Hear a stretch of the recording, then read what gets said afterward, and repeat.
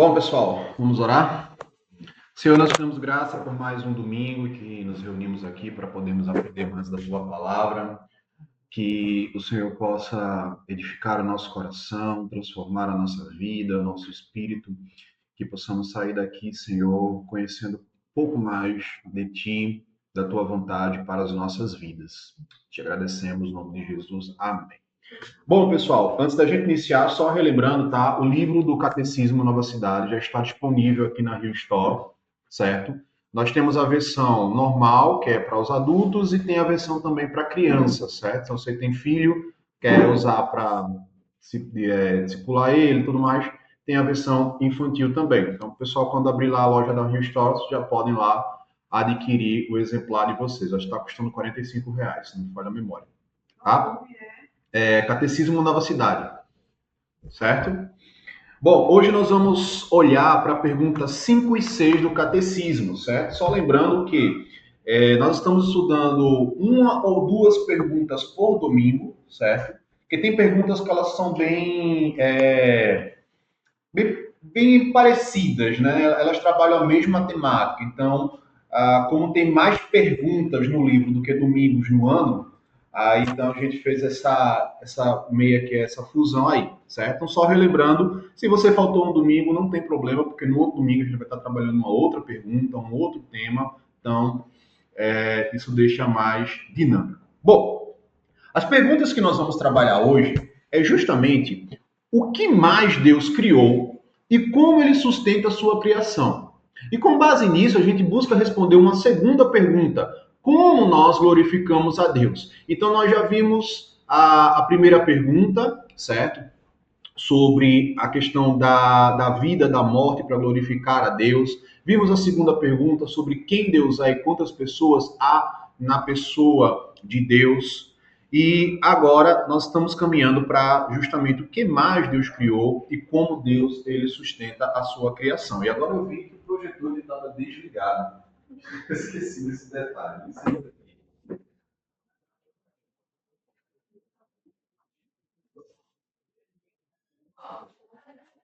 Boa tarde.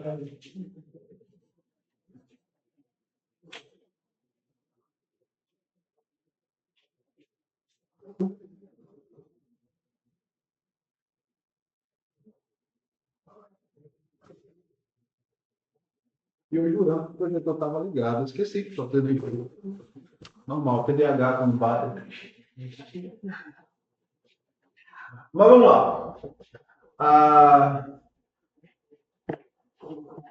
isso daqui é só um relembrete do que a gente já viu na primeira semana, né, sobre a questão da importância do estudo do catecismo, certo?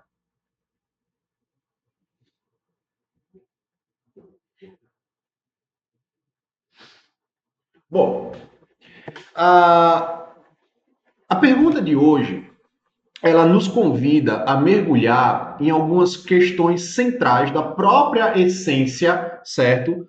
Da nossa existência e do universo, né? É interessante porque eu estava olhando e as perguntas que nós vamos responder hoje, elas estão muito ligadas ao tema da pregação de hoje, né? Que é justamente a essência da nossa existência, a essência do universo.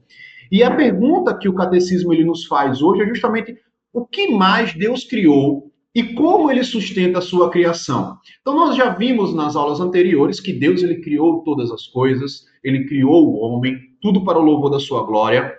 E aí quando nós respondemos essa pergunta, a segunda pergunta que vem é como nós glorificamos a Deus. Isso não é uma pergunta meramente teológica, não é uma pergunta para se debater nas salas de seminários, certo?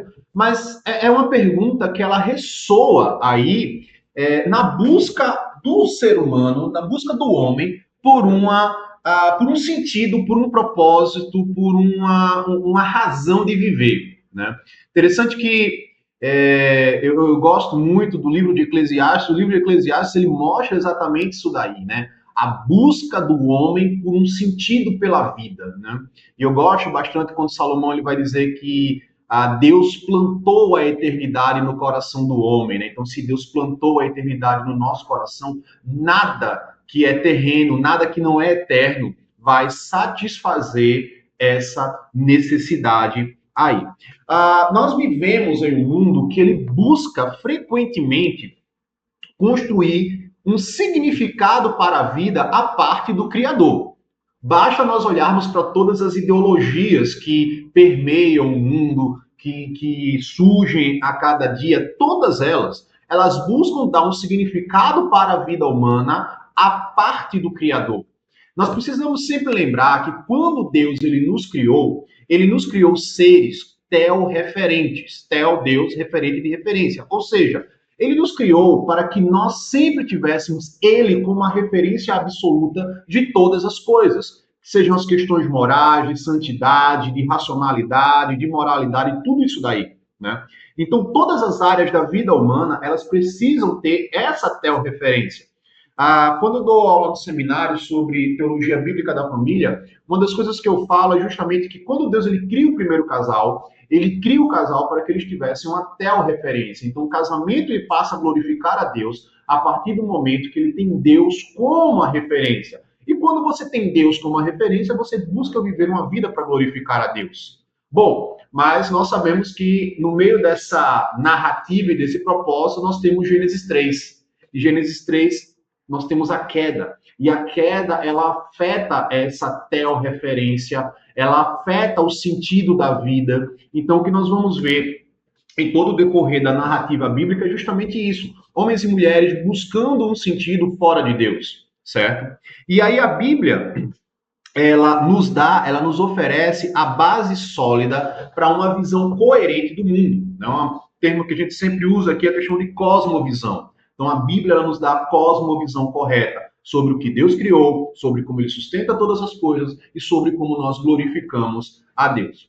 Então, a nossa jornada até aqui, olhando o catecismo, ela já nos revelou a majestade de Deus, quem Deus é, ela já nos revelou a sua natureza trina, ela já nos revelou o poder criador. Vimos que Deus é um ser eterno, infinito, imutável, que trouxe todas as coisas à existência. E agora nós vamos avançar para compreender não apenas o ato da criação, certo? Mas também a amplitude da criação. Por quê? Porque entendendo a amplitude da criação, nós entendemos o propósito por detrás dela. Vocês devem lembrar aí da mensagem do domingo passado, do pastor Thomas, trazendo todo aquele aparato científico, biológico sobre a criação. E tudo isso nos dá esse propósito por trás da criação, especialmente no que diz a respeito ao homem, certo? Então, se nós tivéssemos que definir o propósito da nossa vida em uma única frase, qual seria, né? De onde vem essa definição? Foi uma pergunta que nós fizemos na aula passada, né? Quem sou eu? Para que eu existo?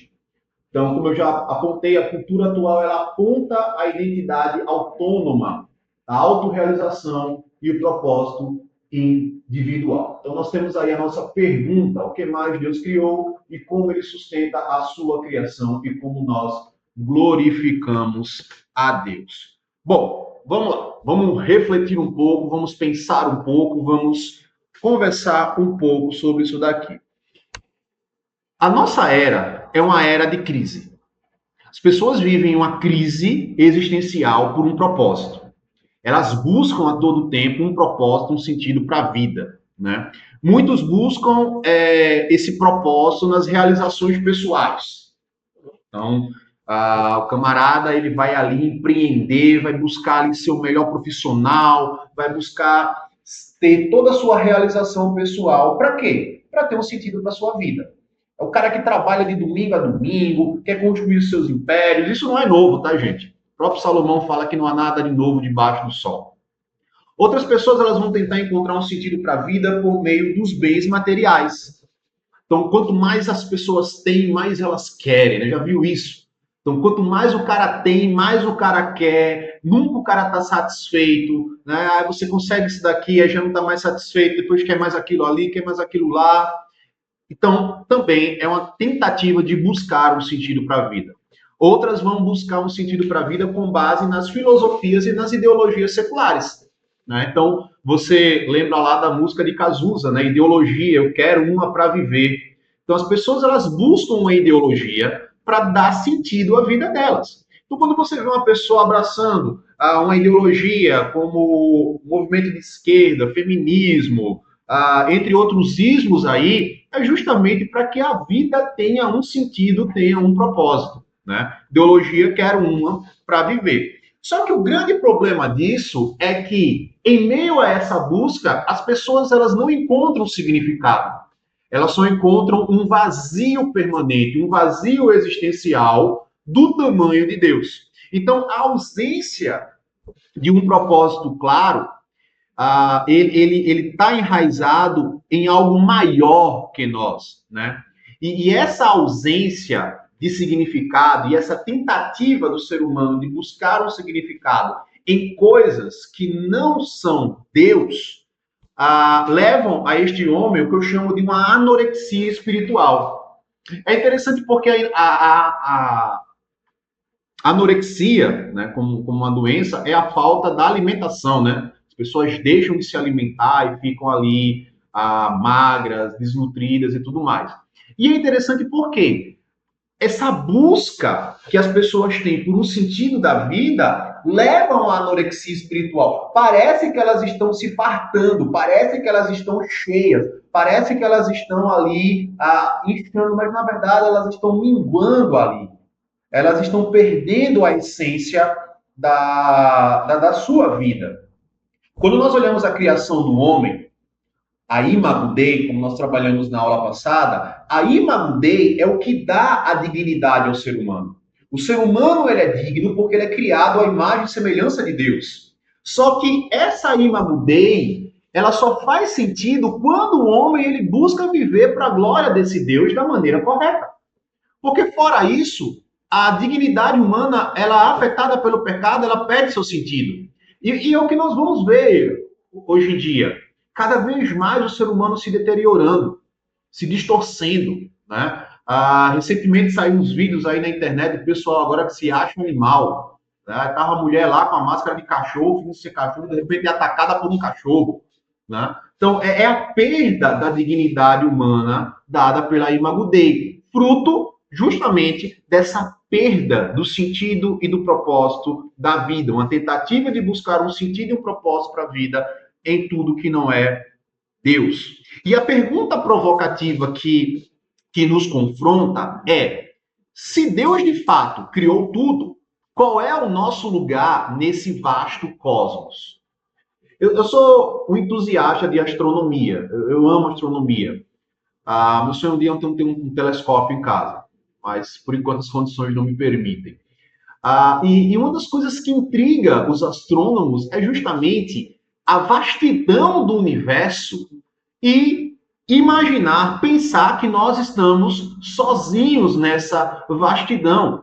Então, quando eles olham as galáxias, os buracos negros, as nebulosas, etc., isso intriga eles, tipo, por que que isso está ali, certo? Depois eu vou colocar um vídeo lá no grupo para vocês assistirem, de um camarada chamado Loigiglio, e ele mostra justamente a grandeza do universo e como o universo ele glorifica a Deus. E aí a pergunta é: qual é o nosso lugar nesse vasto cosmos?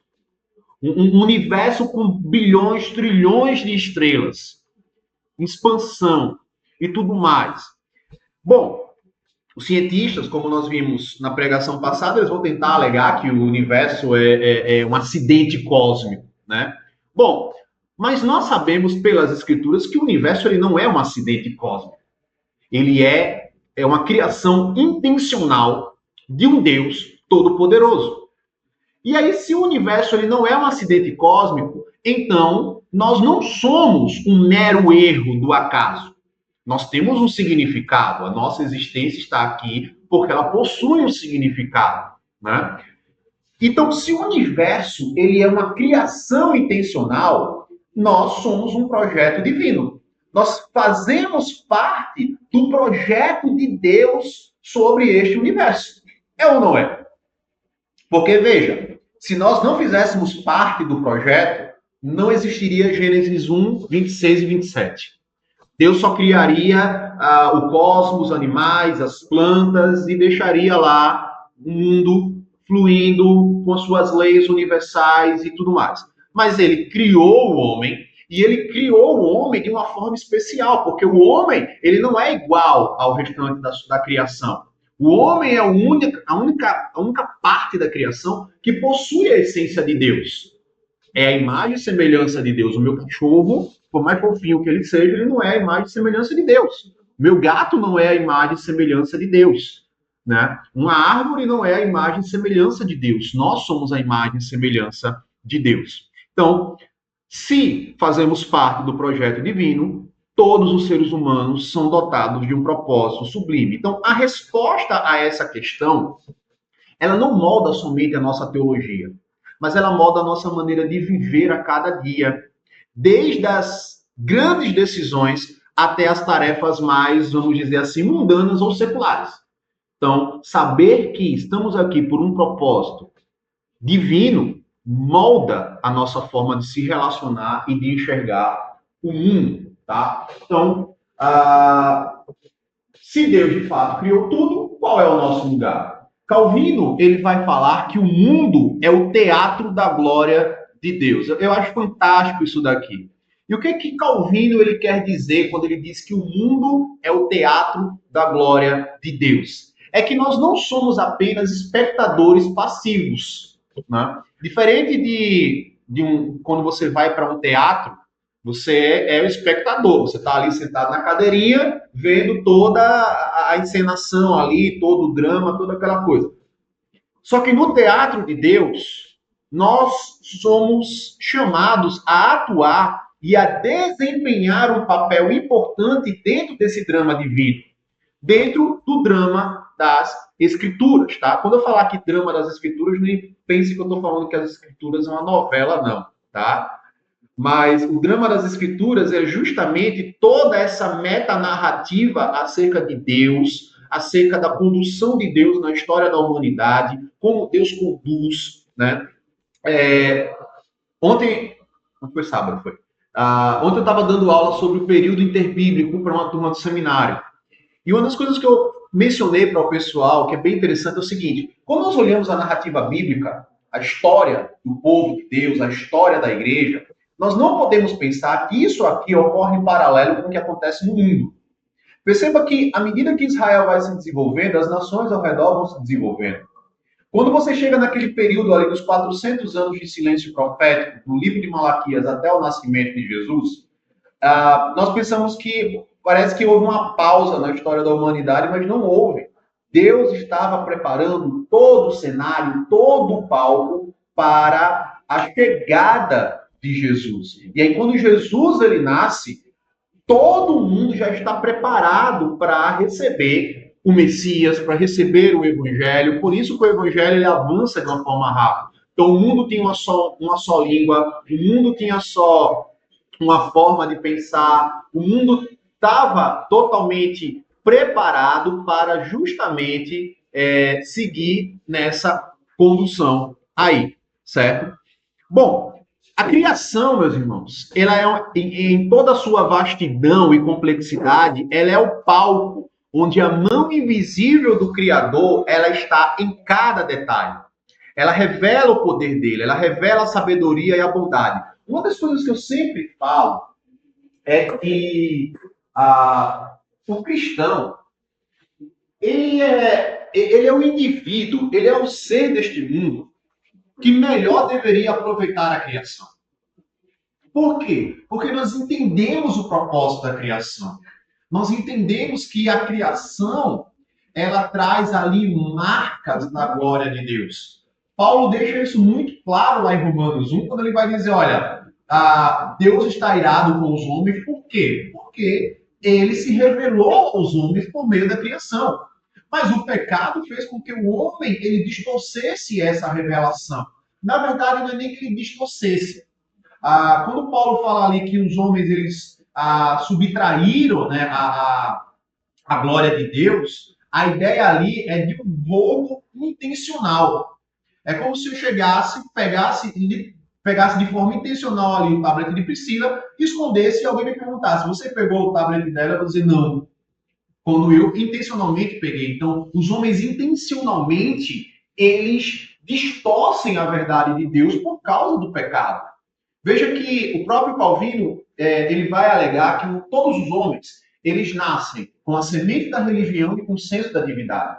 Todo ser humano ele é um ser religioso. Todo ser humano ele busca algo que esteja além da essência espiritual dele. Ou seja, algo que transcenda a sua essência. Até o ateu. O ateu ele é um ser religioso. Por quê? Porque ele deixa de acreditar naquilo que é metafísico, aquilo que ele não vê, para acreditar naquilo que é material, naquilo que ele vê, naquilo que ele consegue racionalizar. Então, a razão do ateu é o seu ser transcendente, é o seu ente divino, é aquele a que ele vai se submeter na sua cosmovisão de vida. Está dando para acompanhar o raciocínio, entender? Então veja que nós deveríamos ser estes que melhor aproveitam a glória de Deus. E é nesse contexto da criação que nós buscamos entender como a nossa existência ela se encaixa no grande plano de Deus. Veja que interessante. Nós temos ali toda a criação, toda a vastidão da criação, mas nós estamos inclusos nesse plano de Deus dentro da criação. Né? Deus se importa também com a criação. Então, como nós podemos, de fato, glorificar a Deus diante daquilo que Ele criou, diante daquilo que Ele preparou? Tá? Bom, a pergunta do catecismo hoje, ela nos leva justamente a contemplar a obra criadora de Deus, certo?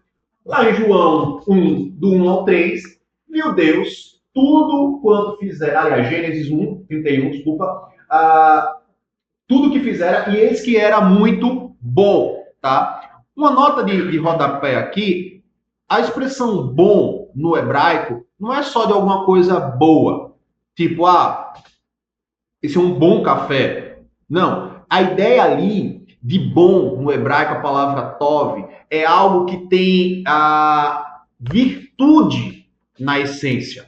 É algo virtuoso. É algo que reflete grandeza. É algo que reflete qualidades que, como eu posso explicar, que nos deixam fascinados, certo? É algo virtuoso. Então, toda a criação de Deus ela é boa. Por quê? Porque ela expressa a glória desse Deus.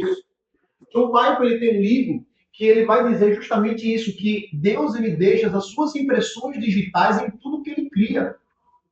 O Adalto Lourenço, que já faleceu, já está na glória, ele tem várias publicações falando justamente como a glória de Deus ela é presente na criação de todas as coisas. Né? E é incrível isso, gente. Eu fico, como eu falei, eu sou fascinado por astronomia e eu fico admirando a grandeza do universo e pensando, poxa, o universo é tão grande, imagina Deus. Né? Quando você vai lá para Gênesis, você vê que Deus ele simplesmente fala e as coisas acontecem. Sabia que aquilo dali é um paradigma para o povo de Israel? Por quê? Israel está saindo do Egito e eles precisavam entender quem era o Deus verdadeiro. Como eu já falei em outras aulas, quando Israel ele chega no Egito, ele vai ter contato ali com diversos deuses. Eles vão ter o entendimento da cosmogonia egípcia, então quem criou o mundo. E aí, o livro de Gênesis ele tem essa base para poder ensinar a Israel quem é o verdadeiro Deus, o verdadeiro Criador do universo. E aí, ao relatar a criação, quando a Bíblia fala que e Deus disse, haja luz e houve luz, o que nos mostra é que aquilo que Deus fala, a sua palavra por si só, ela já tem poder suficiente. Veja que Deus ele não precisou moldar o mundo, ele simplesmente ordenou. E por que isso é um paradigma para Israel? Porque depois que Israel sai do Egito, Deus dá a lei. Ele fala para o povo como o povo deve glorificá-lo e obedecer. Só que o povo não levou a sério o poder da palavra de Deus. Nós afirmamos que a Bíblia é a palavra de Deus, não porque essas letrinhas aqui elas são abençoadas, ou porque a tradução veio do hebraico, do grego, como eu falo sempre, hebraico e grego não são línguas sacrossantas. É uma língua como outra qualquer. A Bíblia é a palavra de Deus porque ela expressa, ela é a essência do próprio Deus revelada a nós. E se é Ele falando conosco, tem poder. Se é Ele falando conosco, o que está escrito aqui vai acontecer como Ele tem, como Ele falou, como Ele prescreveu, etc. Está entendendo? Por isso que nós falamos que a Bíblia ela é a palavra de Deus, e não que ela contém o que ela torna. Se ela é de Gênesis a Apocalipse. Eu até brinco, até as genealogias elas são palavra de Deus. Porque Deus ordenou que aquilo estivesse registrado com um propósito, certo? Então veja, a Bíblia ela é unânime em afirmar que Deus é o criador de todas as coisas. Ponto final. Uma das coisas que eu sempre falo quando dou aula de apologética é que Deus ele não está preocupado em provar para o homem que ele existe, tá? Deus ele simplesmente existe. Tem uma cadeirinha aqui também. Deus ele simplesmente existe. Deus ele não está preocupado em provar para o ser humano que ele existe. Deus ele não está numa crise existencial lá no seu trono dizendo, poxa, rapaz, como é que eu vou fazer para convencer Zé que eu existo? Cara, ele não crê que eu existo, meu velho. E aí, o que eu vou fazer? Aí tá daquela crise de ansiedade, aí Deus tem que tomar um tarja preta. Não, Deus ele não está preocupado com isso. Ele já começa Gênesis 1 com o pressuposto dizendo: no princípio criou Deus os céus e a terra. Mas Mateus, o ateu não crê. Bom problema do ateu. O problema é dele. Deus ele não está preocupado. Ele é o criador de todas as coisas.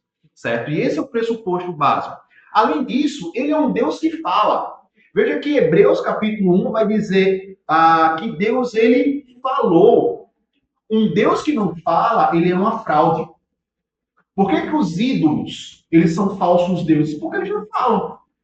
Se coloca na frente de um ídolo ali, pede para ele falar alguma coisa, ele não vai falar. Pede para alguma imagem do catolicismo falar, ele não vai falar. Falsos deuses não falam. Deus falou porque ele é um Deus verdadeiro. E o ato de Deus falar já é um ato da sua misericórdia. Então, se Deus ele é o criador de todas as coisas, nada, absolutamente nada existe a parte da sua existência. Então, tudo aquilo que nós vemos e que nós vemos só existe e só funciona porque Deus ele é criador.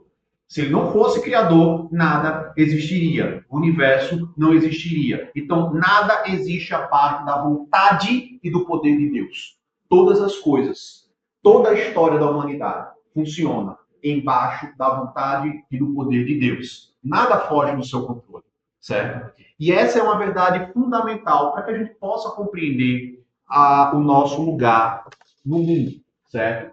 Veja que João ele vai dizer que no princípio era o verbo estava com Deus, o verbo era Deus, ele estava no princípio com Deus, todas as coisas foram feitas por intermédio dele, e sem ele, nada do que foi feito se fez, tá? Costumo brincar. Nada aqui é o quê? Nada. Nada é nada. Então, nada, sem ele, nada, absolutamente nada do que foi feito se fez, certo? Então, ele é a base de tudo. Gênesis 1, 31, mencionado aqui em cima, vai falar justamente da criação. Né? Declara enfaticamente que viu Deus que toda a sua criação é boa.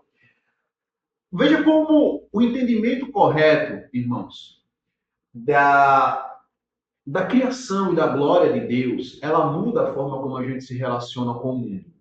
Por quê? Ao entendermos que tudo que Deus fez é bom, isso nos aponta que a criação, como um todo, ela é boa. E se ela é boa, Deus se importa com a criação. Logo, nós, cristãos, precisamos ter uma consciência de preservação ambiental. Nós precisamos ter uma consciência de cuidado com a criação de Deus. Nós não podemos adotar a ideia de que no final de todas as coisas Deus vai simplesmente destruir a terra para que a gente viva no céu. Não. A criação ela será restaurada, assim como nós teremos o nosso corpo restaurado. Lá em Apocalipse, o que é que nós vamos ver? João falando, e vi o novo céus e a nova terra. A palavra novo ali no grego é no sentido de um novo que foi restaurado. Imagine que você comprou um carro usado, o carro estava todo detonado, o antigo dono detonou ele, aí você leva o carro para a oficina, faz a parte mecânica dele, faz a lataria, dá uma pintura nova para o carro, troca pneu, aquele carro vai ficar o quê? Novo. novo de reformado. Então, quando João fala vi novos céus e nova terra, é esse céu e essa terra restaurados, reformados. Ou seja, a gente vai viver nessa criação bela de Deus, sem poluição, sem esgoto, sem sujeira, sem pecado, sem tristeza, sem dor. Eu sei que é algo suprarracional, porque nós vivemos num mundo caído, com pecado, com sujeira, com tudo, e é difícil imaginar essa criação no seu estado original, mas é o que Deus vai fazer. Assim como ele vai fazer conosco. Nós receberemos um novo corpo, mas não é um novo corpo de mel, um corpo que nunca existiu. É o corpo glorificado. Bom, se eu vou ter cabelo com o corpo glorificado, eu não sei.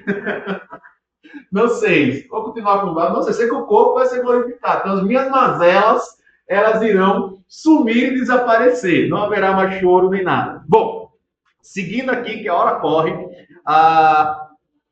quando nós olhamos para Gênesis, nós vemos a criação que nós chamamos do ex nihilo, né? A criação do nada. Então, Deus não utilizou nenhum tipo de matéria-prima pré-existente para criar o mundo. Ele trouxe tudo à existência pela sua poderosa mão, pela sua poderosa palavra, certo? E a criação, ela não era apenas funcional ou adequada, mas ela é intrinsecamente perfeita. Deus, quando cria o mundo, ele cria ele num ambiente perfeito para que a sua criação máxima, o homem, ele consiga viver e consiga glorificar a ele. É interessante que lá em Gênesis 2, quando Deus ele planta o jardim do Éden, Deus ele coloca o homem para guardar e cultivar o jardim. O jardim do Éden, ele representava ali o templo de Deus, onde o homem seria o seu vice-regente. Então veja que toda a criação ela foi preparada para que o homem ele pudesse glorificar a Deus, refletindo a bondade e a perfeição do seu Criador, certo? Ou seja, a palavra de Deus não é apenas o meio, mas ela é a própria substância da realidade. Então a criação, ela não é um acidente. A criação ela é um ato deliberado e soberano de um Deus bom e de um Deus sábio. Colossenses capítulo 1, versículo 16 a 17, Paulo vai fazer esse hino cristológico, né? Porque nele foram criadas todas as coisas nos céus e sobre a terra, as visíveis e as invisíveis, sejam tronos, soberanias, quer principados, quer potestades, tudo foi criado por meio dele, para ele, e antes dele, e antes de todas as coisas, e nele tudo subsiste. É interessante porque Paulo, quando ele escreve essa parte aqui do capítulo 1, Paulo ele tem o intuito de combater uma heresia que estava surgindo dentro da igreja de Colossos, que seria um protótipo do gnosticismo, né? Então, os gnósticos diziam que o mundo material era um produto de um Deus mau, que aprisionou a essência, o espírito, na matéria. Então, eles negavam, por exemplo, a divindade de Jesus, porque era impossível ser Deus e habitar na carne. E aí, Paulo escreve falando que todas as coisas foram criadas por Cristo, sejam visíveis, sejam invisíveis. Então, não existe um Deus mau que aprisionou o espírito dentro da matéria. Não. Tudo foi criado por Deus, para ele, por meio dele, para a glória dele. Olhar também para essa questão da criação nos leva também para a questão da providência e da soberania divina. Deus, ele não é um relojoeiro que, após criar o universo, deixou ele funcionar por conta própria e foi embora. Rafael tá com um relógio aí. Tu conhece o cara que fez esse relógio? Não. Ele simplesmente criou o protótipo do relógio, fez o relógio funcionar, botou o relógio para vender e foi embora. Você não tem contato com o relógio. Deus não é esse relojoeiro. Ele não criou o universo, deu corda e disse, pronto, se virem, eu vou tirar umas férias cósmicas aqui, quem sabe um dia eu volte. Né? Isso é a ideia do gnosticismo. Isso é a ideia de outras heresias. Deus, ele ativamente sustenta e governa a sua criação em cada momento. A doutrina da providência de Deus, ela afirma que Deus não apenas criou, mas ele preserva e governa todas as coisas. Eu sei que a doutrina da providência, ela gera, às vezes, um bug na nossa mente. Por quê? Porque nós vivemos num mundo caído. E aí, como é que nós tentamos ali trazer essa relação da providência e da soberania de Deus e o mal? O velho problema do mal. Né? Como é que a gente pensa na providência e na soberania de Deus quando nós olhamos algumas catástrofes que acontecem no mundo? Como é que nós conseguimos nos relacionar com a providência e soberania de Deus no meio de um cenário de guerra, no meio de um cenário de dor, no meio de uma doença, no meio de um problema familiar? É aí onde o nosso conhecimento e o nosso entendimento sobre Deus e sobre Ele como Criador de todas as coisas começa a ganhar sentido ou não, certo? Por quê? Bom, a doutrina da providência ela mostra que nada foge das mãos de Deus. Então, tudo que acontece na nossa vida, na história da humanidade, provém da soberania dele. É fácil de entender? Não. Eu costumo dizer que a doutrina da providência é uma doutrina difícil da gente engolir. É uma doutrina difícil da gente digerir. Porque nós vivemos num mundo caído. Quando pensamos, por exemplo, em alguns eventos da história da humanidade, como o Holocausto, dizer que Deus decretou o Holocausto é algo indigesto para nós. Mas foi Ele que decretou. Isso torna Deus mau? Não, jamais. Torna Ele Senhor da história, do tempo, dos homens. E tudo o que acontece, acontece para um propósito maior, que é a glória dele. Eu sempre, quando trabalho teologia bíblica do Antigo Testamento, sempre os alunos perguntam, professor, se Deus sabia que o homem ia cair porque ele é onisciente, por que ele permitiu? Para a glória dele. Uma vez uma aluna surtou na sala de aula com essa resposta. Só isso? É o que a Bíblia diz, meu filho. Para a glória dele. Para a glória dele. Ele permite para a glória dele. Ele conduz, ele decreta para a glória dele. Veja que quando nós olhamos para o Antigo Testamento, quem é que move a Babilônia para escravizar Israel? Deus. Quem é que move a Síria para dominar a Babilônia, para dominar Israel? Deus. Pedro, no seu discurso lá em Atos, ele vai dizer, olha, Jesus foi crucificado por mãos iníquas. Vocês, judeus, mataram Jesus. Mas a morte dele foi decretada pelo Pai. Ô, Mima. Quando ele pega a Babilônia, né?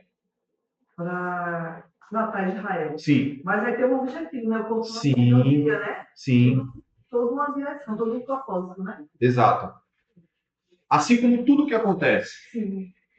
Veja que Deus ele conduz a história da humanidade de tal forma que isso ocasiona a glória do nome dele. É difícil muitas vezes a gente chegar. Por exemplo, eu vou dar um exemplo que eu vivi. Em 2011 eu estava na Jocum, lá em Belo Horizonte.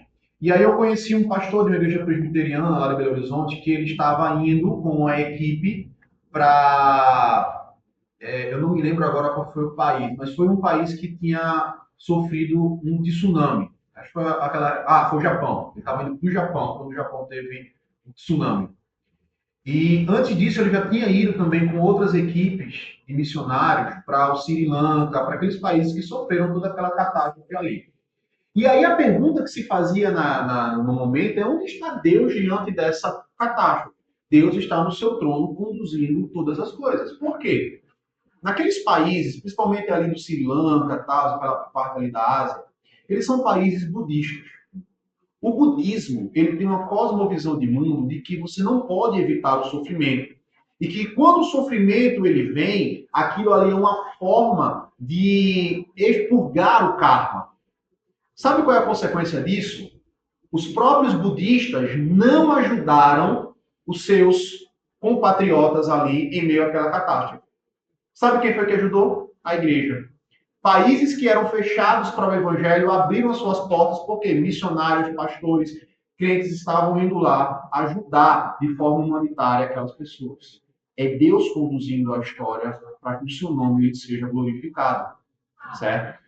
Então, tudo o que existe, existe para a glória de Deus, para a glória de Cristo. Logo, o propósito humano é glorificar a Deus. John Piper ele tem uma frase que ele vai dizer que Deus é mais glorificado em nós quando estamos mais satisfeitos nele. Né? Ele vai trabalhar a ideia ali de um hedonismo cristão, certo? Mas não pense na palavra hedonismo no sentido pejorativo ou negativo. É no sentido de que nós iremos glorificar a Deus à medida que nós estivermos mais satisfeitos em Deus. E como é que nós glorificamos a Deus? Quando nós nos alegramos nele, amamos ele, confiamos nele, obedecemos a sua vontade, os seus mandamentos e a sua lei, né? A primeira pergunta do Catecismo de Westminster vai falar isso daí, né, Vitória? Qual é a pergunta e qual é a resposta? Qual é o fim principal do homem? Glorificar a Deus e edificá-lo para si. Muito bem. Eis uma ex-presbiteriana que não há dor. Então veja que o objetivo do homem é glorificar a Deus. E como é que a gente glorifica a Deus, irmãos? Em tudo que a gente faz. Aquilo que não é feito para a glória de Deus é pecado. Se você trabalha e não glorifica a Deus com o seu trabalho, você está pecando. Se você está limpando a sua casa e não glorifica a Deus enquanto você está limpando, você está pecando. Se você toma um suco de laranja e não glorifica a Deus por conta daquilo dali, você está pecando. O próprio Piper tem um artigo, Como Beber um Suco de Laranja para a Glória de Deus. Muito interessante. Né? E muitas vezes a gente faz as coisas triviais da nossa vida e a gente não glorifica a Deus. Então, se você está fazendo ali aquele bolo delicioso, né, Sandra? E não é para a glória de Deus, você está pecando. Precisamos aprender a glorificar a Deus. E como é que a gente glorifica a Deus? Quando nós estamos satisfeitos nele. Ou seja, quando nós buscamos a satisfação e a essência da nossa vida nele. É entender que tudo aquilo que condiz a nossa vida pertence a ele e é para ele. Tá? E às vezes a gente acha que glorificar não está ligado com a questão de encontrar satisfação. Isso. Né? A gente tem que aprender a amar os decretos que Deus estabeleceu e fazer isso com amor de verdade. Às vezes a gente vê os testemunhos das pessoas falando das coisas que elas fazem antes de serem cristãs, parece até que elas sentem saudade, porque elas não Exatamente. Elas não aprenderam a amar o decreto de Deus. E a gente tem que aprender a ver o nome dos mandamentos do Senhor também, aprender a gostar de fazer isso. Não fazer só porque ele está dizendo. Obviamente, mesmo que a gente não goste, tem que fazer. Sim. Mas também viver como se fosse uma penalidade glorificar Exatamente. a Deus. Como era quando eu não era crente. É justamente que glorificar a Deus, ele não pode ser um dever pesado e legalista. O legalismo, ele não glorifica a Deus não, tá, gente? E o que é o legalismo? É você viver algo que você não quer viver. O legalismo é você apenas parece ser, mas você não é. Você parece ser crente, você se veste como crente, você tem Bíblia de crente, você fala com crente, você anda com crente, mas você não é crente. Porque no fundo, você está fazendo aquilo apenas pelas aparências, porque as pessoas olhem e falam, ó, pô, o cara fulano ali é gente boa, um cristão. Mas dentro dele nada mudou, ele não faz para a glória de Deus, ele faz para chamar atenção, ele faz para receber aplauso, ele faz para receber aquele tapinha nas costas, né? E é como o Vitória mesmo pontuou, parece que nós temos essa tendência de ter mais prazer naquilo que a gente viveu no passado do que a gente está vivendo hoje. Por isso que eu falei no começo da aula que o crente, ele é um ser que ele precisa aprender a desfrutar da criação para a glória de Deus, certo? C.S. Lewis fala que nós somos muito facilmente satisfeitos, né? Então o ser humano ele se satisfaz com qualquer coisa, seja ruim ou seja boa, né? Ele consegue se adaptar, mas precisamos aprender a não buscar prazeres menores e temporários, sendo que Deus ele oferece uma alegria eterna e infinitamente maior, tá? Paulo vai dizer, quer comais, quer bebais, quer façais qualquer outra coisa, fazer tudo para a glória de Deus. Isso aqui é literal, tá, gente? Paulo não está sendo metafórico aqui, não. Paulo está sendo literal. Quer comer, quer beber, quer fazer qualquer coisa, façais para a glória de Deus. E como glorificar a Deus no cotidiano? Bom, aliás, como não glorificar a Deus, né? Não vivendo para si mesmo.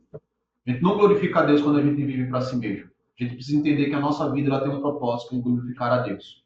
E aí, o meu trabalho vai glorificar a Deus. As minhas relações de amizade, de família, de casamento vão glorificar a Deus. Certa vez eu conversava com alguns amigos que estão para casar, que o objetivo do casamento não é fazer o outro feliz. Lógico, você não vai casar para infernizar a vida do outro. Pode acontecer, mas não é o objetivo, né? Você quer fazer outra pessoa feliz e quer ser feliz. Mas esse não é o objetivo principal do casamento. Porque se esse for o objetivo principal do casamento, vai chegar um momento que você vai se frustrar no casamento. Por quê? Porque o casamento é a união de dois pecadores, salvos pela graça de Deus, mas que vão para debaixo do mesmo teto, com a sua bagagem de pecado. E quando o pecado ele sai, aí o bicho pega, meu amigo. Sabe o que sabe qual é o objetivo e o propósito do casamento? A glória de Deus. Quando nós entendemos que o casamento é para glorificar a Deus, aí sim, as demais coisas atreladas ao casamento ganham sentido. A questão da felicidade do outro ganha sentido. A questão da benevolência, da misericórdia, da paciência com o outro começa a ganhar sentido. Então, as recomendações de Paulo lá em Efésios começam a ganhar sentido. Por quê? Porque eu sei que é o foco do casamento e a glória de Deus. Então, eu vou ser uma mulher submissa, eu vou ser um homem que vou amar com um amor sacrificial. Oi. Eu ouvi certa vez no auditório, né, ele perguntou quem aqui trabalha para Deus? E naquele auditório de várias pessoas, só 3 pessoas levantaram a mão. E aquelas 3 pessoas trabalhavam na igreja. Na igreja. E vocês, vocês trabalham para quê? É sobre tudo que a gente faz é para Deus. Exatamente. A reforma protestante, ela rompeu com essa ideia de que o trabalho que glorifica a Deus é só o trabalho eclesiástico, né? Muito da ideia do secular e do sábio. Exatamente. Para o cristão não existe sagrado e secular, tudo é sagrado. Nós vivemos coram Deus, nós vivemos diante de Deus, certo? Bom, o que na criação desperta mais admiração por Deus? Isso é uma pergunta para refletirmos, certo? Como essa admiração se traduz em adoração prática? Você vive para si ou vive para a glória de Deus? Quais são os sinais da sua vida que indicam essa direção de propósito? Tá? A nossa obediência é motivada por amor ou por obrigação? Como nós cultivamos um coração que se deleita em fazer a vontade de Deus? Qual área da sua vida ainda você tenta sustentar sozinho? E como você pode entregar essa área à providência divina? Bom, respondendo à pergunta, o que mais Deus criou e como Ele sustenta a sua criação e como glorificamos a Deus? Deus criou todas as coisas por sua poderosa palavra e toda a sua criação é muito boa. Tudo que vicejava sob o seu amor, seu amoroso governo. Glorificamos a Deus quando nós nos alegramos nele, amando ele, confiando nele e obedecendo a sua vontade, os seus mandamentos e a sua lei. Essa é a forma que nós glorificamos a Deus. Lógico, cada parte dessa daqui a gente poderia destrinchar ela e entender o que é amar a Deus, o que é se alegrar em Deus, o que é confiar em Deus, o que é obedecer a Deus, certo? O tempo nos impede aqui. Próxima aula eu vou só dar uma pincelada aqui antes de entrar no próximo assunto. Mas, destaques centrais. Glorificar a Deus envolve coração e vida, tá? A glorificação de Deus não é apenas uma questão de rituais ou de conformidade externa. Ela começa com o coração, a intenção do coração, com alegria, com deleite em Deus. E ela se manifesta justamente no amor, na confiança e na obediência prática. Essa é uma resposta integral do ser humano ao seu Criador. Isso não é para a gente viver em partes, para viver de forma integral. Alegria, amor, confiança e obediência. Um ciclo. Amor, alegria, confiança, obediência. Alimenta, fortalece e culmina em obediência. Essa é a essência de uma vida que verdadeiramente glorifica a Deus. Bom, por hoje é só. Bem corrido aí, que a gente teve atrasozinho da falta de energia. Mas ficou alguma dúvida, meus irmãos?